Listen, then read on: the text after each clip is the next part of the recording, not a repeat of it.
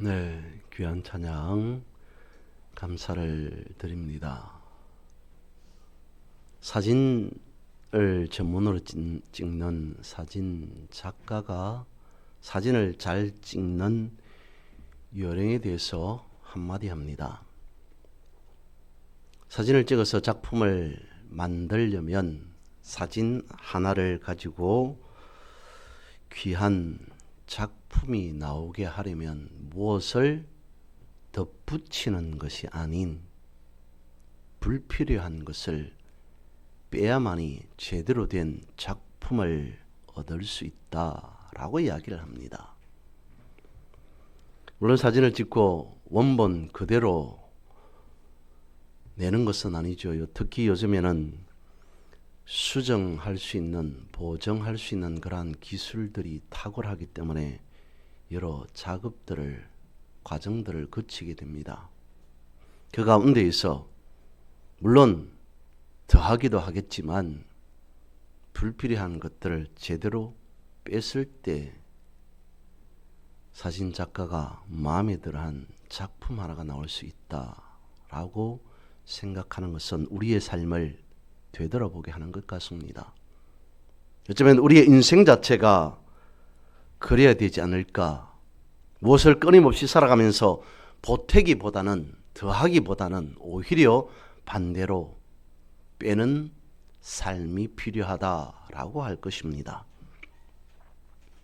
특별히 살아가다 보면 여러 가지 짐들이 많이 늘어나게 되어집니다. 옷장으로부터 시작해서 가면 갈수록 짐들이 줄어드는 것이 아니라 늘어나게 되죠.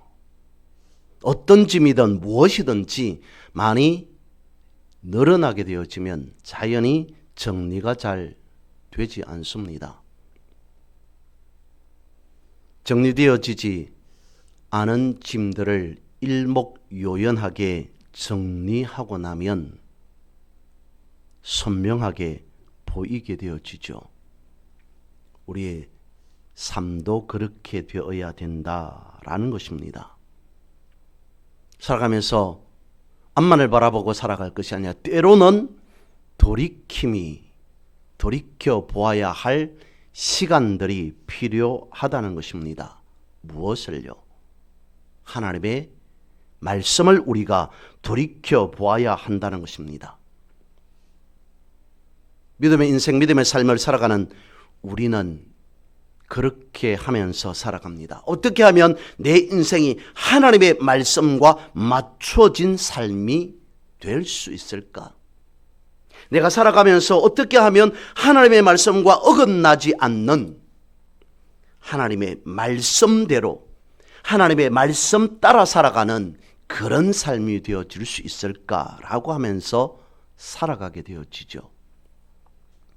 하지만 인간인지라, 육신을 입고 살아가는 사람인지라 되돌아보지 않으면 말씀과 다소 어긋나 있는 삶을 살아갈 수밖에 없을 겁니다. 그때 내가 말씀을 다시 되돌아보며 내 인생에 있어서 말씀과 맞지 않는, 그래서 내 인생에 이것만큼은 빼야 하겠다라고 하는 그것으로 우리는 말씀을 다시 보고 또 다시 보아야 한다는 것이죠. 그렇지 않을까요? 분명히 말씀과 맞지 않는 부분들이 있을 겁니다. 그때 다시 말씀의 자리로 와서 내가 놓친 부분이 어떤 것이며 내 인생, 내 삶 속에서 말씀과 맞지 않는 부분이 무엇인가, 놓치고 있는 것 혹은 맞지 않는 부분이 있다면 반드시 그것은 수정해야 할 필요가 있습니다. 그럴 때에 우리의 삶 또한 선명하게 보인다는 것입니다. 오늘 본문의 말씀을 보면 돌이키라라고 계속 반복해서 말씀하고 있습니다. 하나님께서 예레미야 선지자를 통해서 이스라엘 족속에게 주시는 말씀이었습니다. 돌이킨다는 것은 기존의 삶에서, 그러니까 이전부터 행하였던 습관과 생각 내지는 경험에서 돌이키라는 것입니다. 또한 더불어서 세상 풍속대로 살아가는 것이 아니라 하나님 나라의 백성답게 하나님의 가르침, 하나님의 말씀의 표대를 세우고 하나님의 말씀을 기준으로 돌이키는 마음을 갖고 살아가라라고 하는 메시지가 본문의 내용이 되어집니다. 예레미야 본문에 있는 18장 말씀을 보면 그렇습니다. 하나님께서 예레미야를 토기장의 집에 가서 보라라고 말씀하십니다. 그러면 토기장이가 어떻게 하는지 알게 되어진다는 것이죠. 토기장이가 진흙으로 그릇을 빚어서 만듭니다. 그러다가 문제가 생겼습니다. 그릇이 오늘 본문의 말씀에 보면 터졌다라고 되어져 있습니다. 그러면 토기장이는 만들던 터져버린 그 그릇을 버리고 다시 새로운 진흙으로 다른 그릇을 만드는 것이 아니라 터져버렸지만 터져버린 그 진흙을 그대로 다시 그릇을 만들게 되어진다. 그것을 보게 되어질 것이다. 그것처럼 내가 너희들에게 이스라엘 백성들에게도 그와 같이 행할 것이다 라고 말씀을 하십니다. 여기서 무엇을 말씀하고 있냐면 원래 사람은 하나님께로 맞춰져 있는 피조물 존재라는 것이죠. 그런데 사람은 살아가면서 하나님과 계속 맞춰서 살아가야 됨에도 불구하고 원래 맞춰져 있는 인생이기 때문에 그런데 사람은 그렇게 살아가지 않습니다. 살아가면서 어긋나게 되어집니다. 그것을 성경은 범죄라고 이야기를 합니다. 아담으로부터 시작해서 그리고 어떤 왕들, 이스라엘 백성들 전체 여러 가지 성경 말씀에서 말씀하고 있는 그러한 양상들, 모습들을 바라보면 하나님의 뜻과 하나님의 말씀과 맞지 않는 어긋난 삶을 살아가는 그러한 모습들을 보게 되어집니다. 특별히 범죄한 이후에 하나님과 맞지 않게 살아가게 되어지죠. 그런데 점점 가면 갈수록 그 갭은 텀은 더 커지게 되어집니다. 하나님과 가면 갈수록 더욱더 멀어지게 되어집니다. 이제는 아예 하나님과 전혀 맞지 않는 삶을 살아가게 됩니다. 오히려 하나님과 맞지 않는 삶과 더 친숙하게 되어지고 익숙하게 되는 삶을 살아가게 되죠. 그것을 오늘 본문에서는 진흙으로 만든 그릇이 토기장의 손에서 터짐에라고 말씀을 하십니다. 그러니까 하나님께서 직접 토기장이가 되셔서 그릇을 만들고 계십니다. 마음에 드는 그릇입니다. 그런데 완성되었다 싶은데 한순간 터져버립니다. 문제가 발생하였다는 것이죠. 하지만 노련한 토기장이는 거기서 거의 완성된 잘못된 그릇을 버리지 않고 그 진흙 그대로 다시 다른 것으로 만드시더라라고 말씀을 하십니다. 말씀대로 살아가야 할 우리의 인생, 말씀대로 살아가지 않습니다. 처음에는 조금 다소 어색합니다. 내가 말씀대로 살아가야 되는데, 믿음의 인생, 믿음의 삶을 살아가야 되는데, 그런데 맞지 않는 이것이 올바른가? 무엇인가? 이런 것이 하나님의 말씀과 맞지 않게 살아가는 이 삶이 맞나라고 하는 생각이 듭니다. 그러다 가면 갈수록 말씀대로 살아가지 않는 것이 어색해지지 않습니다. 말씀과 전혀 맞지 않는 그러한 길로 들어서게 되어지죠. 터졌다라고 하는 것은 어쩌면 말씀과 반대되는 삶을 살아가는 것과 같다는 것이죠. 여러분, 길을 가더라도 아무 곳에나 길이나 있다고 아무 방향이나 갈 수 없습니다. 정해져 있는 방향은 분명히 있습니다. 근데 역주행을 합니다. 어떻게 되어질까요? 돌이킬 수 없는 일이 발생하게 되어지죠. 그것을 성경은 오늘 본문은 터졌다라고 말씀하시는 것 같습니다. 그런데 하나님은 그런 상황 속에서도 다 준비를 해 두셨다라고 말씀을 하고 있습니다. 이것이 오늘 본문의 내용이죠.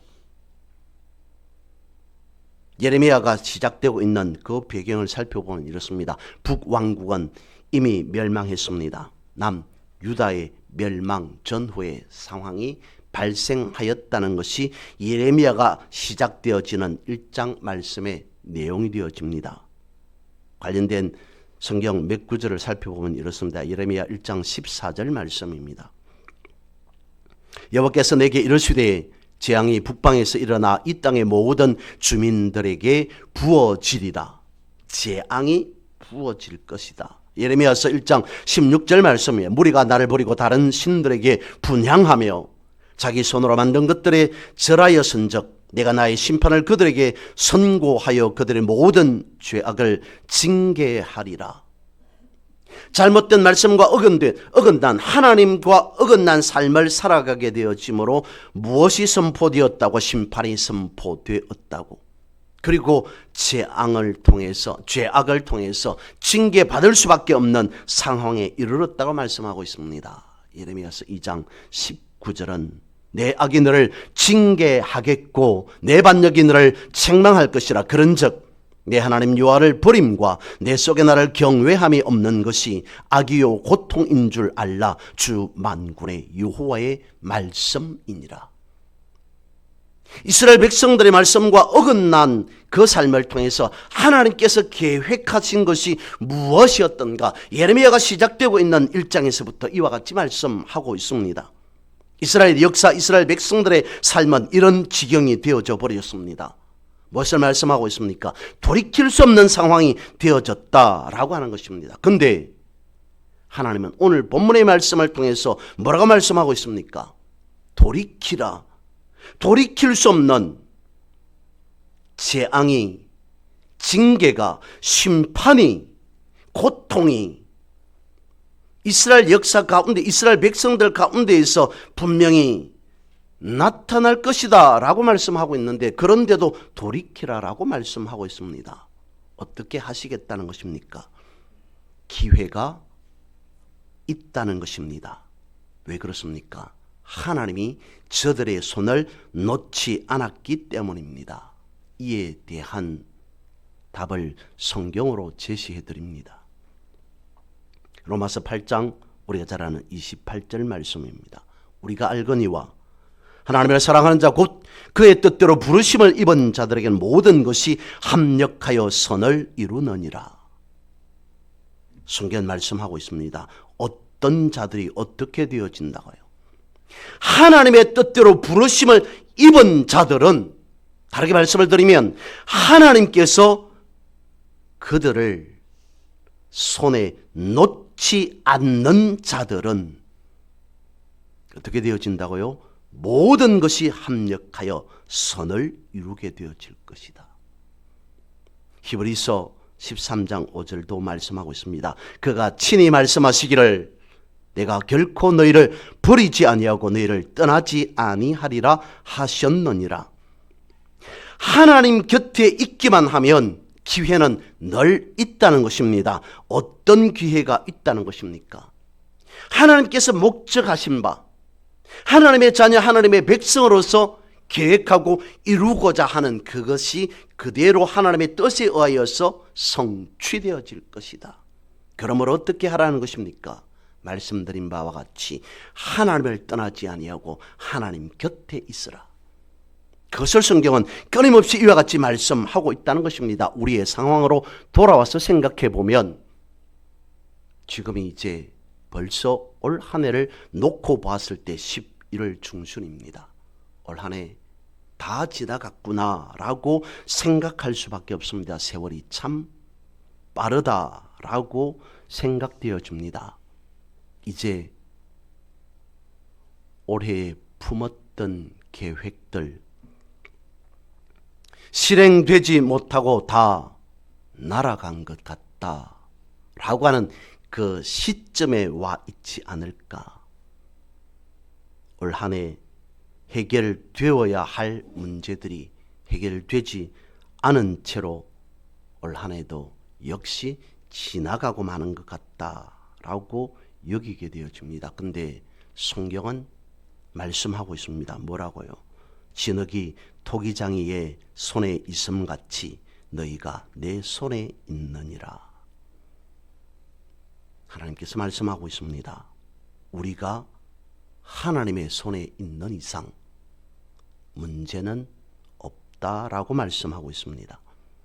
그러면 우리는 또 그런 생각을 하게 되어질 것 같습니다. 아무리 그래도 올해는 다 이대로 지나가는 것 아니냐.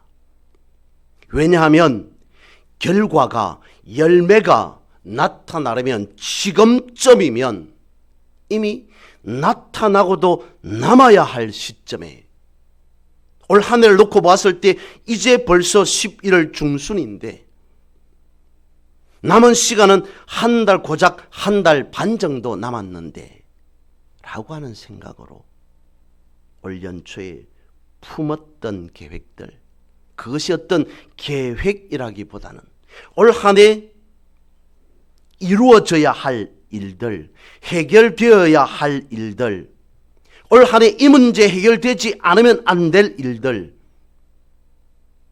그런데도 여전히 그것은 해결되어지지 않고 벌써 11월 중순이다.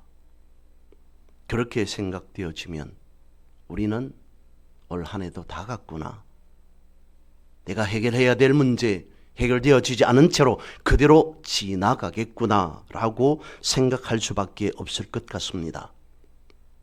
그런데 성경은 뭐라고 말씀하고 있습니까? 진흙이 여러분 손에 있습니다 라고 말씀하고 있지 않습니다. 진흙이 내 손에 있는 것이 아니라 진흙이 토기장의 손에 있다. 실행되어지지 않은 문제, 해결하지 못한 문제들, 어쩌면 그것은 지금까지 내가 해결하리라고 붙잡고 있었던 것은 아닐까 싶습니다. 성경 말씀하고 있습니다. 진흙이 토기장의 손에 있어야 잘못된 것이라 할지라도 다시 만들 수 있다라고 분명하게 말씀하고 있습니다. 내 문제 하나님의 손에 있어야 한다는 것입니다. 내가 붙잡고 있어야 할 것이 아니라 하나님이 붙잡고 있어야 해결되어진다라고 성경은 분명히 말씀하고 있다는 것이죠. 그것을 본문에서 이렇게 말씀해 주고 있습니다. 너희는 각기 악한 길에서 돌이키라. 7절과 8절 말씀은 그렇게 말씀하고 있습니다. 하나님이 어느 민족을 멸하기로 계획 세웠습니다. 도저히 이 민족을 바라보니까 미래가 없습니다.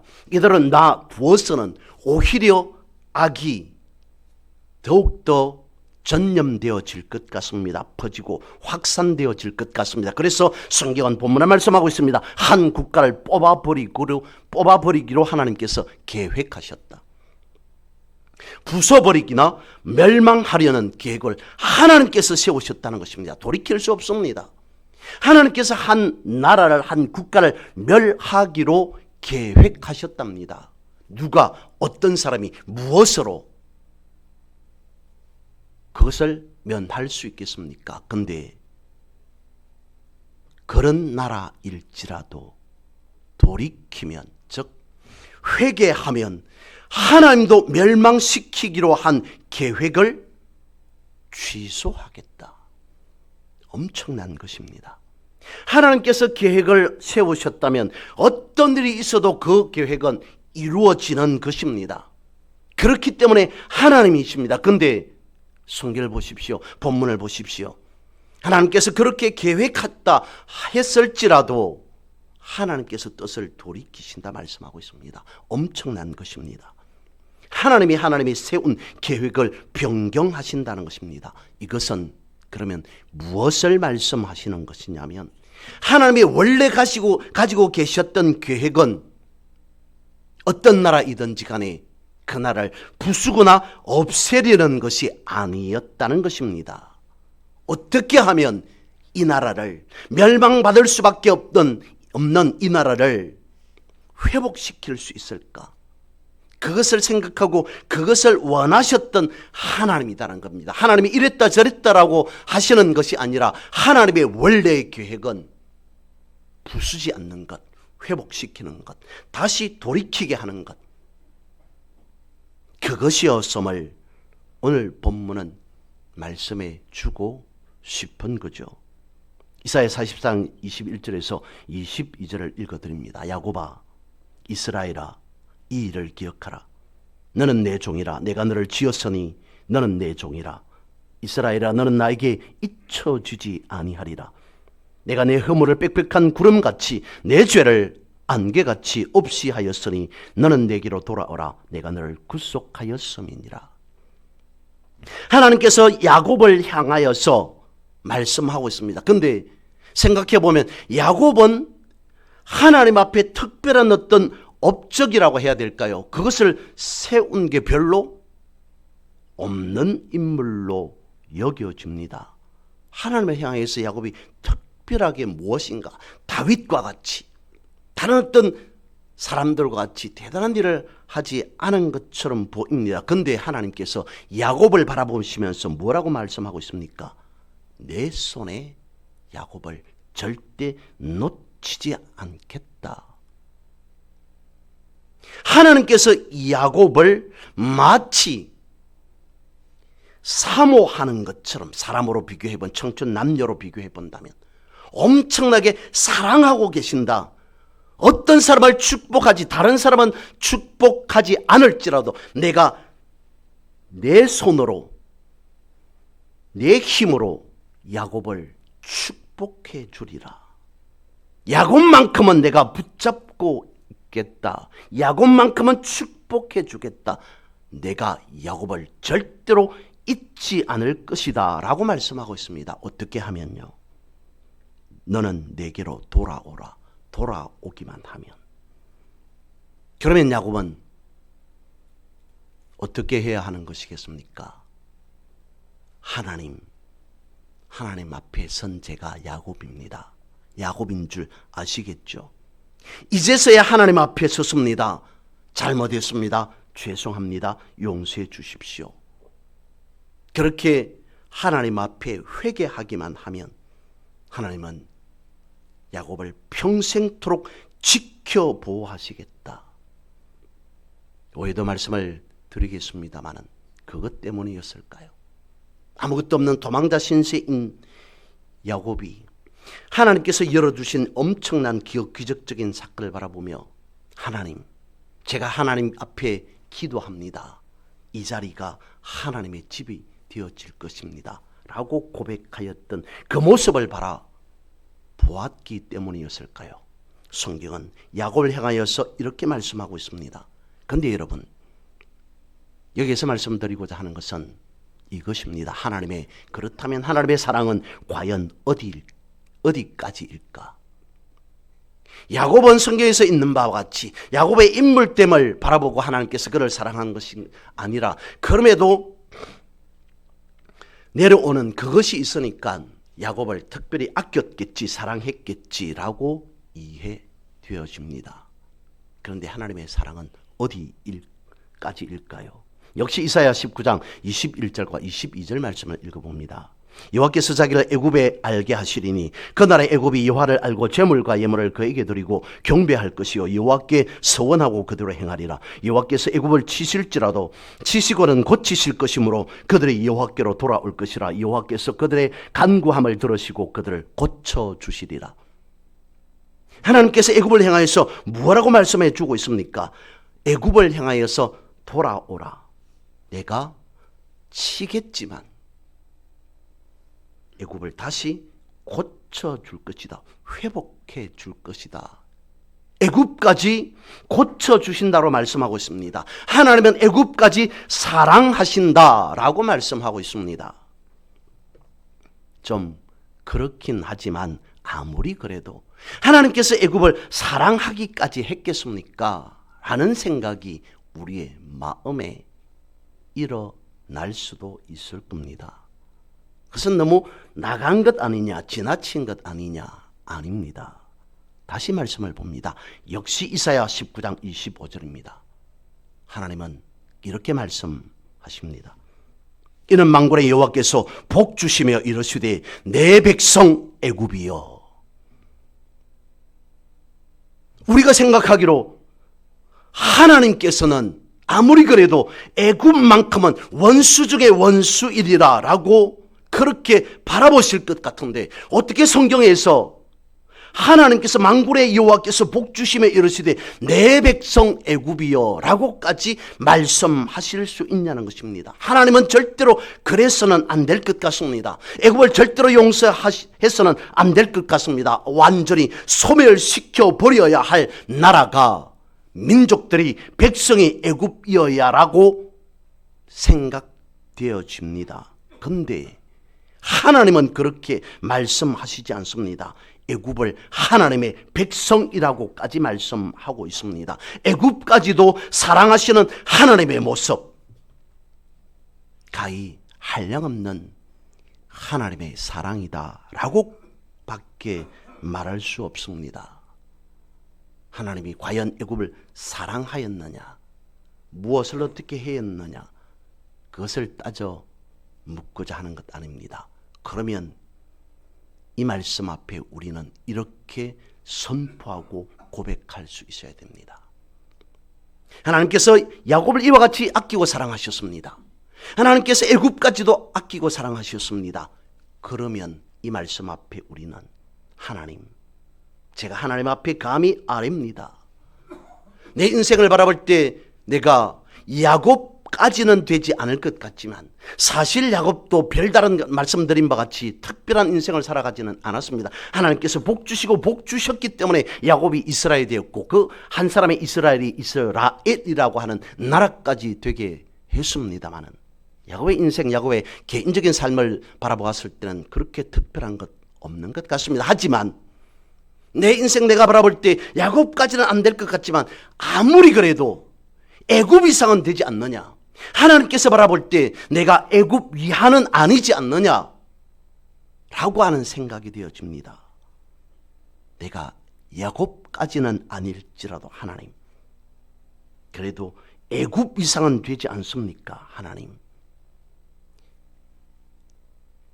야곱뿐만 아니라 애굽까지 축복하신 하나님, 저에게도 기회를 주십시오.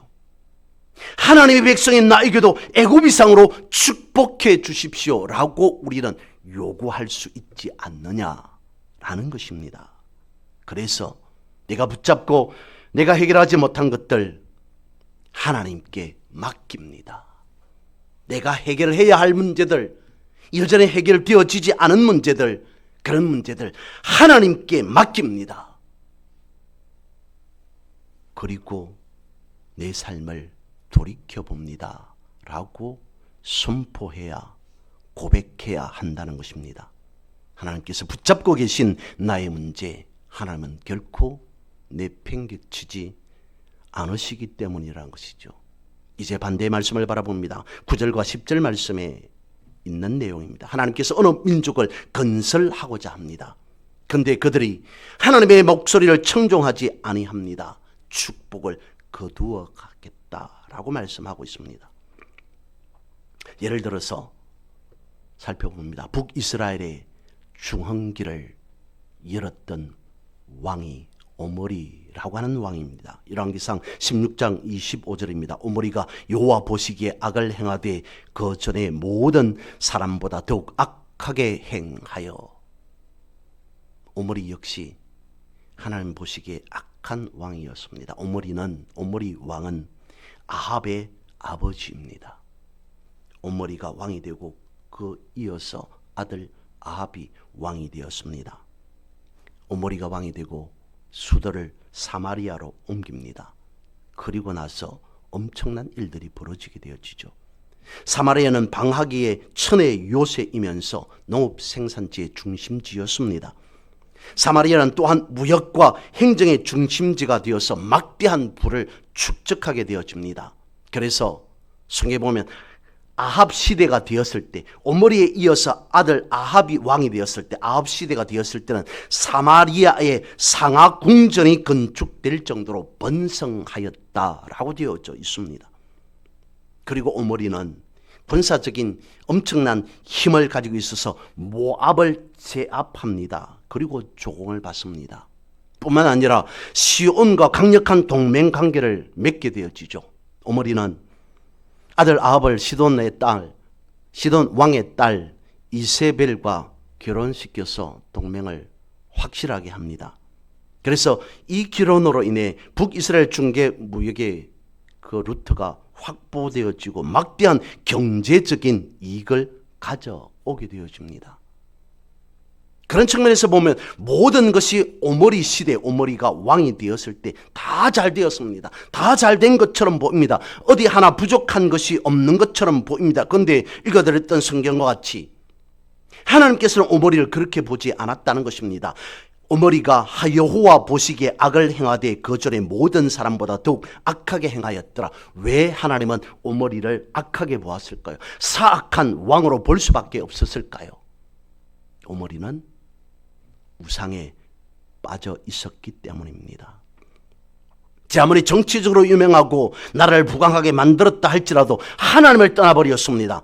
그리고 우상에 빠져버립니다. 당대에만 그랬습니까? 아닙니다. 그의 아들에 이르기까지, 아들이 왕이 될 때까지 우상에 대한 것이 그대로 오므리를 이어서 아합으로 내려가게 되어집니다. 성경에 보면 오므리가 하나님 앞에 회개하였더라, 자신의 잘못을 뜻을 돌이켰더라 라고 말씀하고 있지 않습니다. 하나님은 이스라엘 축복하려고 했습니다. 하지만 이런 왕들 때문에, 이런 자들로 인해서 축복이 소멸되어 버렸음을 알 수 있습니다. 오늘 본문의 말씀 11절은 말씀하고 있습니다. 뭐라고요? 그러므로. 지금까지 본문에서 어떻게 해야 하는지를 다 알려주셨습니다. 가르쳐 주었으니 그러므로 돌이키라 라고 성경은 말씀하고 있습니다. 문제가 있을지라도, 해결되지 않은 게 있을지라도, 실패했다고 여기는 일이 있을지라도 그럼에도 돌이키면 하나님 말씀하십니다. 다 안다, 내가 있지 아니하느냐라고 말씀하고 있다는 것이죠. 여러분, 내 생각을 돌이켜 하나님께로 나아가야 합니다. 그리고 포기해버렸던 내 문제가 하나님께 맡겨져 있음을 확인하고 하나님이 이루어내시는 것을 우리는 삶 속에서, 믿음의 삶에서 목도하셔야 합니다. 그런 삶을 살아가시는 승리자 된 여러분 되시기를 주님의 이름으로 선포하고 축복합니다.